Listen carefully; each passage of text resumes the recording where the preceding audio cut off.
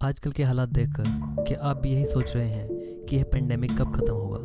अगर हाँ तो इस वीडियो के साथ बने रहिए और जानिए कि यह सिलसिला कब ख़त्म होगा।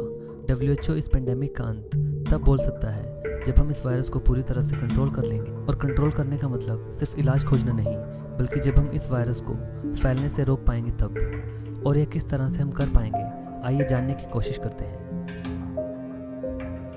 जब कोई ऐसी महामारी आती है तो पहले उस महामारी को दर्जा देने में ही समय निकल जाता है।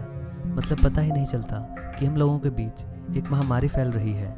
और इसका उदाहरण आपने देखा भी है, जब कोरोना वायरस फैल रहा था तो पता ही नहीं चला था कि हम लोगों के बीच इतनी तेज़ी से एक वायरस फैल रहा है जिसे कि रोका जाना चाहिए था, और जिसके चलते WHO को संदेह के दायरे में भी रखा गया। पर खैर, इन थेरीज को भी साइड में रखते हैं कि इसमें चाइना और WHO की क्या गलतियाँ रही।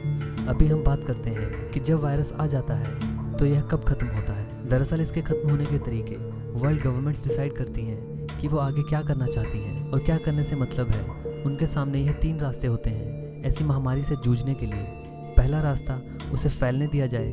दूसरा रास्ता, इस पर थोड़ा कंट्रोल किया जाए ताकि इतने समय में वैक्सीन बना ली जाए। या फिर तीसरा रास्ता, पूरे नियमों का पालन करते हुए सख्ती से इस वायरस को हराया जाए। हम अब तीनों सिनेरियोज को डिस्कस करते हैं कि इनमें क्या होता है और आप कौन सा इनमें से सबसे बेहतर मानते हैं। आप भी नीचे कमेंट्स में ज़रूर बताइए। पहला, इसे फैलने दिया जाए। इस सिनेरियो में गवर्नमेंट इसे रोकने के लिए कुछ भी नहीं करती, बल्कि वो लोगों को इस वायरस से इन्फेक्ट होने देती है जितनी जल्दी हो सके उतनी जल्दी। और इसकी वजह से डॉक्टर्स को वायरस या जो कोई भी बैक्टीरिया या पैथोजन इस बीमारी को फैला रहा है उसे स्टडी करने का मौका नहीं मिलता।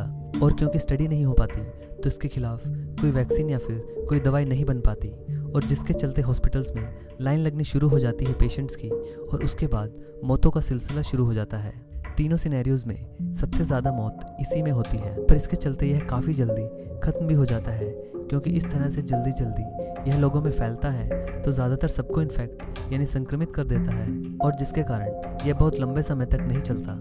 क्योंकि सभी संक्रमित लोगों में ज़्यादातर ठीक होकर या जिनकी डेथ हो जाती है उसके बाद बस स्वस्थ लोग ही बच पाते हैं। और इस तरह पेंडेमिक एक छोटे समय के अंदर ख़त्म हो जाता है। और जब यह वायरस इतनी जल्दी से फैलता है जिसके कारण सब लोग संक्रमित हो जाते हैं तो इसे हर्ड इम्यूनिटी कहा जाता है, जिसके बारे में आप सबने आजकल सुना भी होगा। हर्ड इम्यूनिटी तब बनती है जब वायरस को नए होस्ट नहीं मिलते इन्फेक्ट करने के लिए, या फिर वह आगे लोगों में नहीं फैल पाता क्योंकि पहले से ही सभी लोग संक्रमित हैं।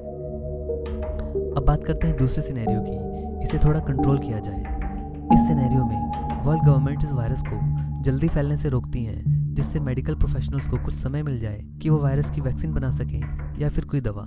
इस वायरस के बारे में जितनी जल्दी स्टडी की जा सके उतनी जल्दी सिनेरियो में स्टडी की जाती है, और जो बाकी कदम उठाए जा सकते हैं इसके इफेक्ट को कम करने के लिए वह सब उठाए जाते हैं। और इसमें यह भी किया जाता है कि जो लोग इन्फेक्टेड हो रहे हैं उनके टेस्ट किया जाए और पता लगाया जाए कि कैरियर्स कौन हैं, और जो लोग इन्फेक्ट हो रहे हैं उन्हें क्वारंटीन में भी रखा जाता है। और साथ ही लोगों द्वारा जिम्मेवारी उठानी पड़ती है सोशल डिस्टेंसिंग की। इसमें एक तरह से लोगों को गवर्नमेंट के साथ चलने की ज़रूरत है जिससे इस पेंडेमिक को ख़त्म किया जा सके। पर इस सिनेरियो में इतना करने के बाद भी यह वायरस फैलता है, पर सिनेरियो 1 से कम जाने लेता है, पर इसमें भी लोगों की जान जाती है। और इसमें यह ध्यान रखा जाता है कि जहाँ पर वायरस नियंत्रण में रखा जाए वहाँ नॉर्मल धीरे धीरे लाइफ शुरू की जाए।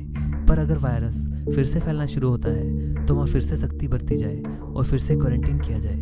और इस तरह की प्रिकॉशन इस सिनेरियो में लेनी पड़ती है। और ऐसा करते करते कुछ सालों में वायरस की वैक्सीन आ जाती है और फिर सब लोगों को वैक्सीन देकर इम्यून कर दिया जाता है। जब पॉपुलेशन के 40 से 90% लोगों को यह वैक्सीन दे दी जाती है तो हर्ड इम्यूनिटी डेवलप हो जाती है और पेंडेमिक खत्म हो जाता है। अगर हम बात करते हैं आखिरी सिनेरियो 3 की, जिसमें कि सख्ती से इस वायरस को हराया जाए। इस सिनेरियो का मेन मोटिव यह है कि इस वायरस को हर जगह पर खत्म किया जाए। मतलब कि दुनिया के हर एक कोने में इस वायरस के खिलाफ लड़ा जाए, और जिससे इस वायरस को कोई भी नया होस्ट न दिया जाए जिससे कि वो इन्फेक्ट कर अपने आप को फैला सके। जिसमें कि सख्ती से क्वारंटीन और सोशल डिस्टेंसिंग का पालन किया जाए। और एक और महत्वपूर्ण बात इस सिनेरियो में यह है कि सब देश आपस में एकजुट होकर चले।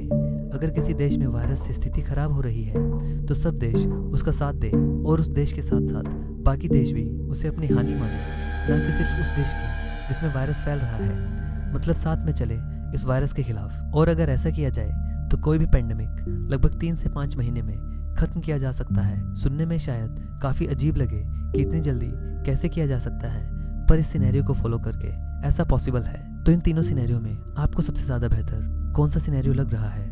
अगर हम पहले सिनेरियो को लेकर चलते हैं तो इसके मुताबिक हम वायरस को बहुत जल्दी ख़त्म कर सकते हैं, पर इसमें बहुत से लोगों की जान जाएगी, जिसके कारण यह मोरली सही नहीं होगा और तब यह स्थिति और बदतर होती जाएगी अगर वायरस फिर से री इन्फेक्ट करना शुरू कर दे। मतलब अगर वायरस उन लोगों को फिर से इन्फेक्ट करे जो लोग पहले से इस वायरस के चपेट में आ चुके हैं और जो ठीक हो चुके हैं, अगर यह उन्हें फिर से इन्फेक्ट करने लगा तो यह पूरी ह्यूमन सिविलाइजेशन के लिए तबाही होगी। तो इस मेथड को यूज़ नहीं किया जाता। अगर हम तीसरे सिनेरियो का इस्तेमाल करते हैं तो हाँ, उसमें भी हमें परिणाम बहुत जल्दी मिलते हैं। कुछ महीनों में ही पेंडेमिक को ख़त्म किया जा सकता है। पर क्या आपको लगता है कि ऐसा कभी संभव भी हो सकता है? मतलब ऐसा शायद ही कहीं संभव हो कि दुनिया की सारी सरकारें एक पॉइंट पर सहमत हो जाए और वो दूसरे देश के सिटीज़न की भी उतनी ही केयर करे जितना वो अपने सिटीजन्स की करती हैं। तो यह सिनेरियो भी काम में नहीं आ सकता। इसलिए दूसरा सिनेरियो जो कि वैक्सीनेशन वाला है, जिसमें कि रिजल्ट सबसे लेट मिलेगा पर अंत में हम इस वायरस को जड़ से उखाड़ देंगे, यह पक्की बात है। यह सबसे बेस्ट सिनेरियो है जो कि हम लोग फॉलो भी करते हैं। हालांकि इसमें रिजल्ट काफ़ी देर में आएगा क्योंकि वैक्सीन बनने में काफ़ी समय लगता है, पर इसका रिजल्ट आने पर यह वायरस हमेशा के लिए ख़त्म हो जाएगा। और शायद ऐसा भी हो सकता है कि वैक्सीनेशन आने में इतना समय लग जाए कि तब तक वायरस खुद ही फैलने में स्लो पड़ जाए और यह बिना वैक्सीनेशन के भी पेंडेमिक ख़त्म होने की कगार पर आ सकता है।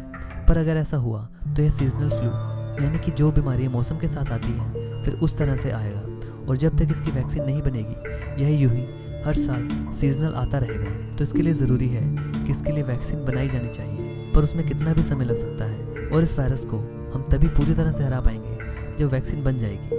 तो दोस्तों, यह थे 3 सिनेरियो जिनके द्वारा हम पैंडेमिक को ख़त्म कर सकते हैं, जिनमें कि सिनेरियो 2 सबसे बेस्ट तरीका है और जो कि अभी वर्ल्ड गवर्नमेंट द्वारा फॉलो भी किया जा रहा है। तो इस वीडियो में हमने जाना कि यह पैंडेमिक कब खत्म होगा। और अगर आपको वीडियो पसंद आए तो इसे लाइक और शेयर ज़रूर करें। धन्यवाद।